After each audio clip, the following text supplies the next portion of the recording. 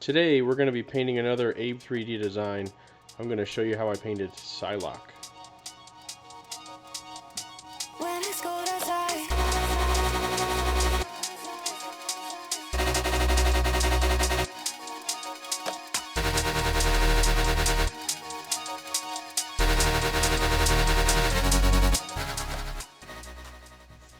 So to get started, we're going to be priming everything in various colors. You'll see I prime a lot of white and black and gray.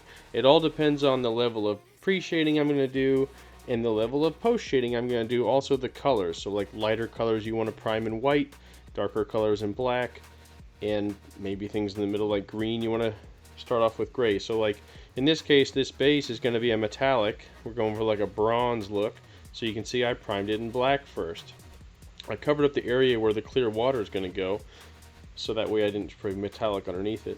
Now you can see here, I started with a gray primer and I'm using a light gray dry brush technique over top of the gray primer. And what I'm doing is adding a little bit of contrast because I'm going to be putting some greens and pinks on here. I don't want crazy high contrast like you would maybe with stone, and then you'd want to prime in black first before then dry brushing with different various shades of gray like you've seen in many of my other videos.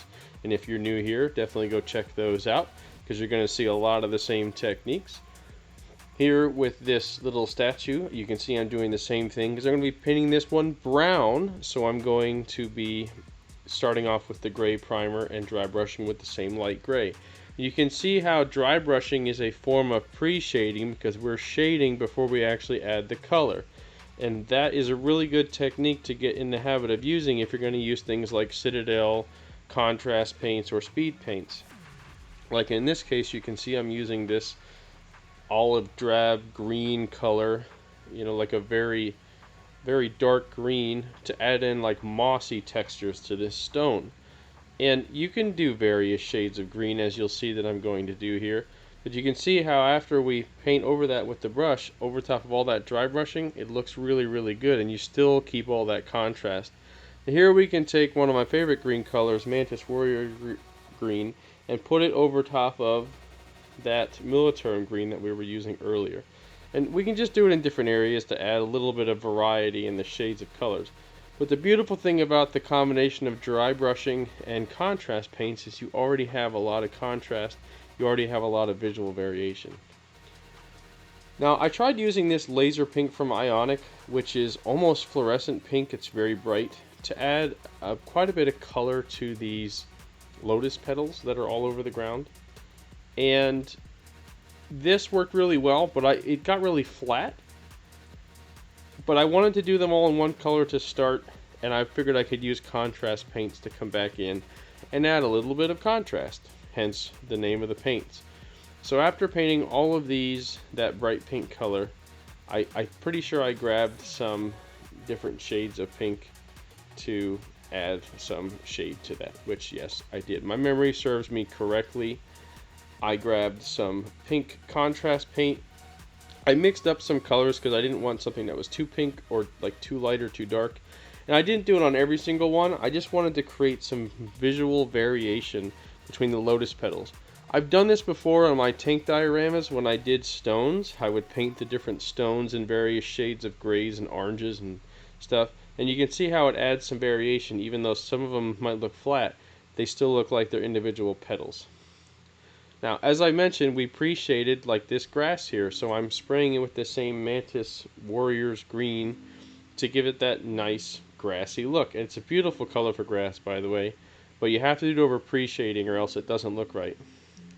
I'm going to use this warrior skin from the speed paint range on this statue, and the reason I'm doing that is because I want like a light brown color. I don't want something too dark or too light. I just want almost like a sandy, earthy look to it. Now, I didn't need to do this, but I thought I'd show you guys this little trick. I remember I painted a panther well over a year ago now. It's a German tank using this same camouflage putty.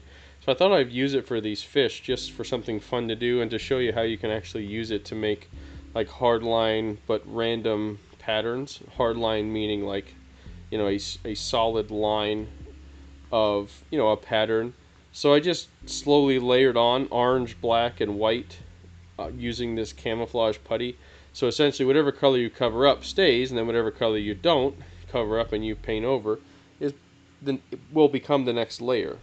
So you can see here I'm just layering on different colors, and when we're done we get so cool looking something similar to a koi fish. Remember, it's going to be underneath the clear resin, so as long as we get something close, it'll look pretty good. I think it turned out looking more like Nemo than a koi fish, more like a clownfish, but I added these little dots in like I see on koi fish because we're trying to make a koi pond. There's just little details. Unfortunately, you can't see too much of these little details in the end, but I thought it would be worth at least showing you how you could do it if you were painting a fish in your base, or again if you're painting this model specifically and you want to see how to paint that little fish that goes in the base. So you can see they look really good. Take a good look at them because you'll never see them that clear again, because once we put this water on you can still see them, but they're blurry, and that's okay. Now, to make that clear water clear, by the way, I did put a gloss varnish on. That's why it's so shiny and you can see through it. It's really the easiest and simplest way to make clear resin look clear is to just put a gloss varnish on it. It sounds stupid simple because it really is. You can make it look very clear without even sanding it. And that is our base all ready to go. Ready for Psylocke to be painted and put on top of it. It is a beautiful looking base. I have plenty of content coming your way, so be sure to subscribe so you don't miss out on these beautiful sculptures coming soon. I know so many of you have reached out to me on Discord and told me about how my work has helped you and inspired you in creating your own sculptures. So again, I hope that you come back, as I have something to teach you with every one of these models that I paint. I'd like to take a moment to share some information about my website with you in case you're a collector or maybe you're just new to the hobby. Check out my website at relentlessstormmodels.com, where you can browse a growing library of over 600 models to choose from. You can browse by the featured designers that I support over on Patreon. I also offer DIY kits and paint for those looking to get started in the hobby. Paint supplies are discounted 25% when you purchase a DIY kit. All the paint available is hand selected by me personally, so you can trust that it'll be easy to use and lead to a successful paint job. I highly recommend trying the new Ionic paint line, which are good for both brush and airbrush application. Users have called this paint the cheat code for painters, so don't miss out. Be sure to use code STORMYT2025 at checkout for 20% off your first order. Now let's continue on with her hair. I used a couple different colors of purple here. I used Luxion purple to start to kind of give it some brighter color purple. I wanted it to be a nice vivid purple. I will say in hindsight, it probably would have been better to use more of the Shyish purple because it's a little bit darker. I think Shyish purple is more the color of like purple hair. But this color really worked out well, I think. You can see there's the Shyish purple in the darker areas. Overall, still very vibrant purple, but very, very beautiful and simple to do hair. Next, we're going to do some of the red parts, like this belt that she has on, or sash, what we'll call it. So I'm just using red from the Atom range to start, and then I'm using that Slaughter red from the Speed Paint range. You can also use a Citadel shade here as well to add some shadow into the folds. Now, I thought I would do a little bit of pre-shading with some colors. I've shown you all this before in a video a very long time ago called Colorful Pre-Shading. You can actually pre-shade with colors. We do it with skin tones all the time. Why I had Slaughter Red in here and I decided to start there, I don't know. I think I was just kind of like, hey, let's see what happens. And sometimes you find techniques that way just by trying things. You can see what I'm doing is I'm actually shading the skin tones red before I put the pink on. Typically I would do pink first and then put in the red tones. And I figured, hey, I already have red loaded in the brush, so why not just try it? So you can see what I'm doing is just all the skin tone shadows, I'm actually just spraying red ahead of time. Now, I will say this is a pre-shading technique that you can or cannot do. Like, You can do it if you'd like, but you don't necessarily have to. I found that a simple pink shade to start is really all you need. You do not need to do red and pink for pre-shading, mostly because with skin tones, most of the shading is going to come in post-shading. So pre-shading is before you add your final colors, like let's say your base color. Post-shading is after you have your base color on. You're either pre-shading for your base color or post-shading your base color. So when we do pink, as you see here, we are pre-shading the pink because we're going to be spraying yellowish tones on. The skin tones are a yellow tone, and anytime you're painting in yellow as your base color, whether it's skin tones or think like Jubilee's jacket, for example, you're going to want to start with a pink base, else your yellow is gonna turn greenish. And trust me, I've had people argue with me on Discord, but I promise you, if you paint yellow skin tones over white, it will turn green, I promise you. And I've actually found that that is also true when you paint it over some of the red shadowed areas. I've had tendency for the skin tones to lose saturation, so they don't look as warm and vibrant, which is why I say you don't have to do the red shadow pre-shading for skin tones if you don't want to. I did here just to show you that you can do it, but you don't have to. As you can see, what I'm doing here is I am painting all of the pink tones, again all pre-shaded pink tones, in the areas that aren't red. So in the end we have everything covered. It's either pink or red. If you're not doing the red technique with the shadows, just make everything pink that's going to be skin. Don't let any skin white or gray or black. It will turn green and you will not be happy with it. Now this is the skin tone that I'm using in this video, the Atom skin tone. For those of you who have been paying attention in Discord and also on my Patreon, also on my YouTube posts, you know that I do have a new skin tone for Ionic that I've come up with that adds even more contrast. So make sure you subscribe so you don't miss out on the new videos when they come out, when I actually start using the Ionic skin tones. They are absolutely incredible. Very, very beautiful. But you can still do the same level of skin tones with Atom paints as well.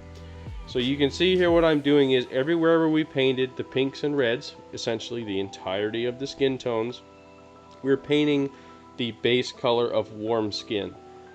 This warm skin color, if you're interested in the Ionic range, I start with the Imperial skin color, Imperial Flesh I believe it's called. It's just a very warm, nice mid-tone flesh. And what it does is it gives us a beautiful base that we can shade from. Because when you're painting in a process where you're going to be doing post shading, you do not want to start with your highest, brightest coat, your lightest coat, and you don't want to start with your shadow coat, because you want to be able to create highlights and shadows off of a base coat. You don't want to start with highlights and continue shading down. You can. It is possible to do so, but it can be very difficult because you end up painting in one direction. Again, possible, but I don't recommend it unless you're starting, like, let's say with something white.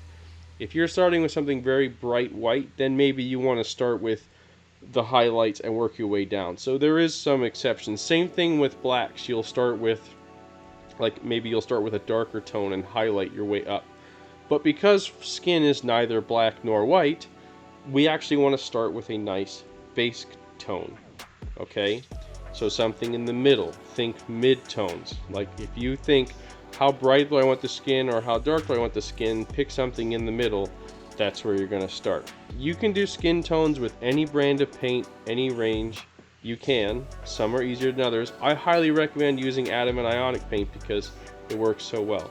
Now what you just saw me do was add a little bit of makeup in with the same Luxian purple as I used in her hair, just to add, well, some, again, visual contrast, but also add a little bit of makeup in, and I made it match her hair because why not?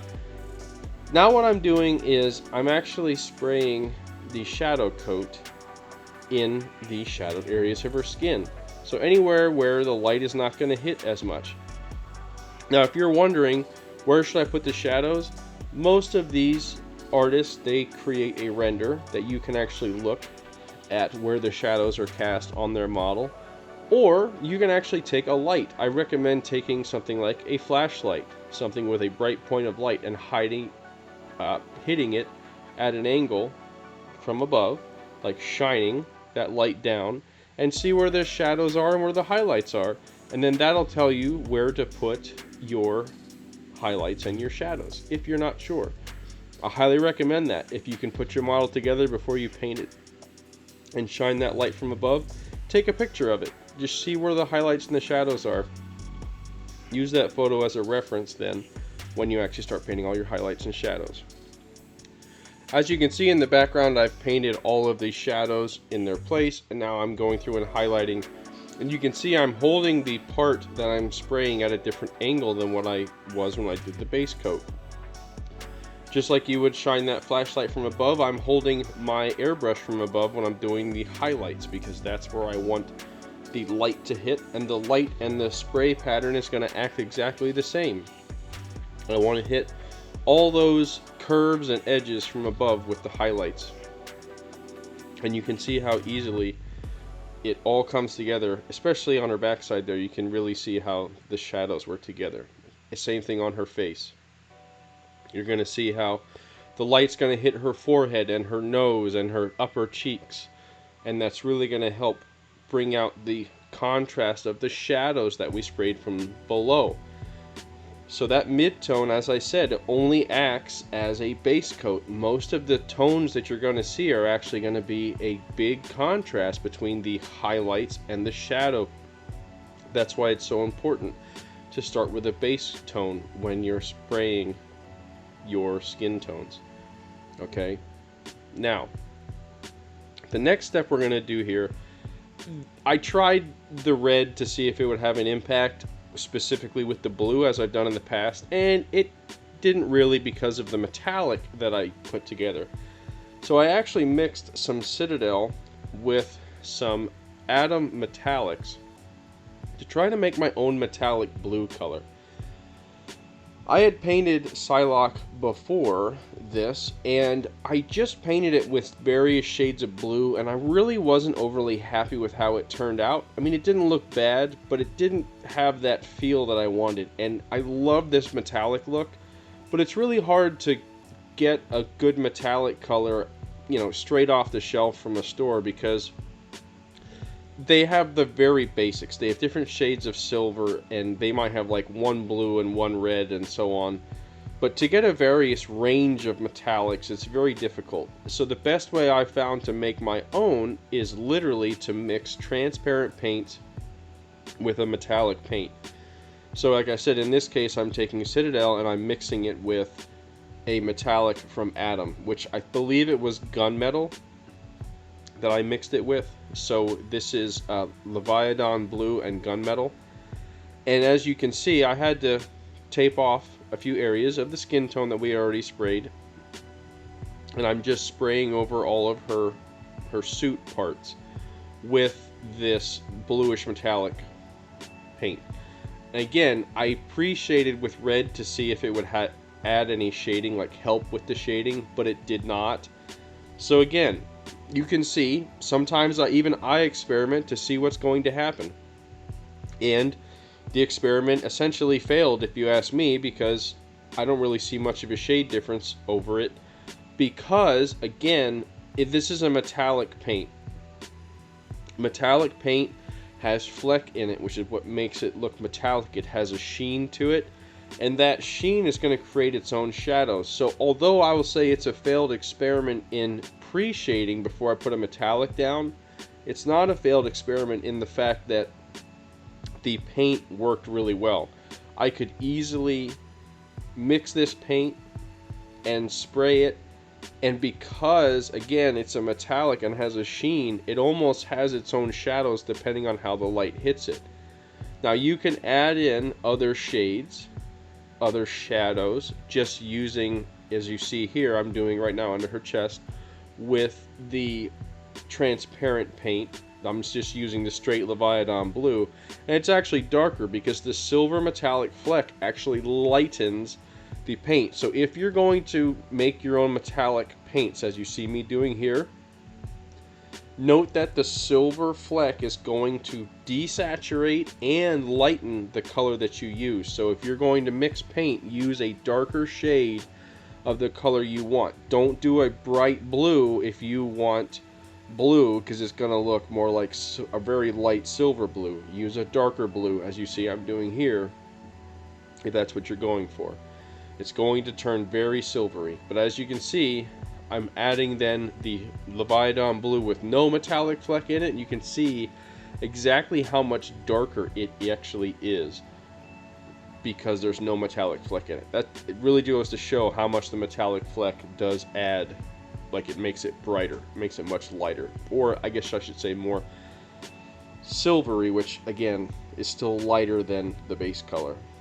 I wanted to add the details, especially because this is 1/4 scale. I wanted to add the details of the fingernails and again make them match her hair color. So I chose a nice purple tone. I'm pretty sure this was an ionic color that I chose. I do not recall the color exactly, but it was a beautiful purple tone. It might have even just been a base purple color, but I think it turned out really nice. Alright, next up we're going to work on her katana, which you can see I'm just literally painting this steel color. This is a great color from the Atom range. Atom metallics are really nice to work with and spray very nicely. So do the ionics as well, but this is what I was using at the time, was the steel color, and then I used Atom's gold over top of the katana hilt. And you can see it's a nice, very bright gold. I will say Atom's gold is a very cold gold, while ionic gold is actually a very warm gold, so depending on what you want. Now, the next thing I wanted to do was add in these magenta bits to her katana. I thought this was a really nice little detail. It took quite a while to actually paint because of the small size and my small brush that I'm using there. I simply painted up one side and down the other with my small brush. It filled in all those little diamond shapes in between the wrappings on the katana, and I think it was a really nice little detail for this piece. I want to take a moment to say thank you to my patrons that support my work. If you're interested in some exclusive content, including daily vlogs and how-to videos, so you can get better at this hobby, or perhaps you are ready to take the next step and turn your hobby and passion into a side gig and earn some extra cash, head on over to my Patreon, where you can get exclusive access to extra content. Now let's finish off this masterpiece by doing the portrait. I'm going to start with the lips here, and I'm using a natural color here to start. I believe this is the dark nude flesh from Atom, if I'm not mistaken. Essentially, it is a neutral skin tone, or like a slightly pinkish skin tone that suits a natural lip without any kind of lipstick or anything like that on, which I think is very fitting for this character, as she is a beautiful samurai and she's in that garden.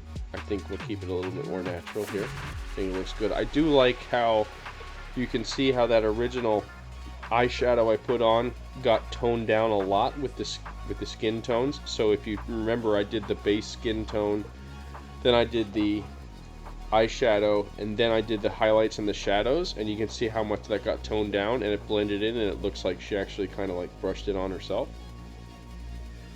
I'm just using black to do her eyebrows, and we're going to do the same thing with the eyelashes in just a moment. Now, up until this point, I tried to keep it slowed down for you all so you could see what I'm doing, and I will speed it up a little bit here and there with the brush painting, just so you can actually see the workflow, but you can see what I'm doing here in real time. This is not sped up. You can see how I have her positioned in a way that I can get at her eyelashes from the bottom, and then I will spin her head around so I can also get at her eyelashes from above. But you can see in the different ways I'm holding her head, I'm always keeping my brush pointed towards like an edge or a crease that I'm trying to paint, and that helps prevent me from getting paint in areas that I do not want, because we're at a really delicate portion here of her face, or a really delicate part, and the last thing we want to do is get paint on those beautiful skin tones where we don't want it. So you want to be very careful and use a very fine brush. I'm using a 10-0 brush right here that's quite used. I actually am looking to start replacing some of these because they're pretty worn out, just because I've used them so much for these small details. But I use a 10-0 and a 00 brush for a lot of these little details. Now, and this is 1/4 scale, so it's not tiny by any means. But you can see what I'm doing here is I'm adding in that ivory color on the eyes. I've added a very light pink in the corners of the eyes. And I've just traced over everything with black along the edges of the eyes. So it's okay if you go out of the lines a little bit with the white. Just go back over it with black. One trick you can do here is you can outline the eyes. Now here what I'm doing is actually outlining the irises in the darker color that I want, like a purple color. So I'm actually outlining the irises with the the darker color. And then what I'm going to do is I'm going to fill in the middle with the lighter color.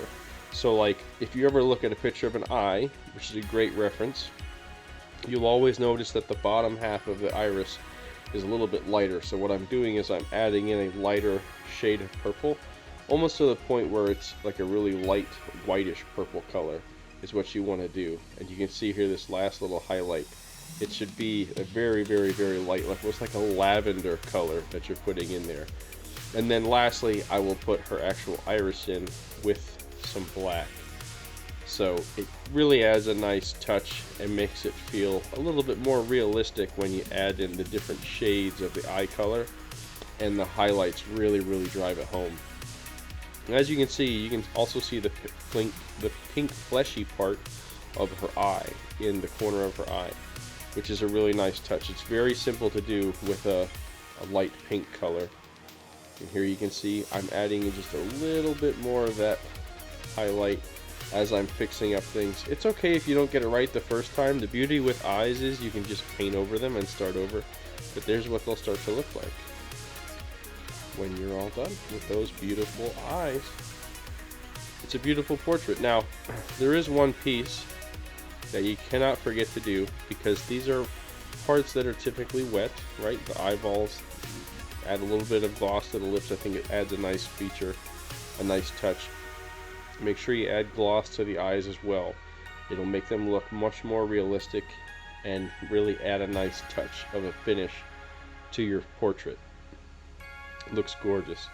Now we can put her on the base that we made earlier, and we can enjoy the beauty that is this wonderful sculpture, again by Abe3D. This is Psylocke. I hope to see you back here soon for more tutorials, product reviews, and I even have an upcoming review for a AI program that allows you to create and design your own 3D prints. So come back for that.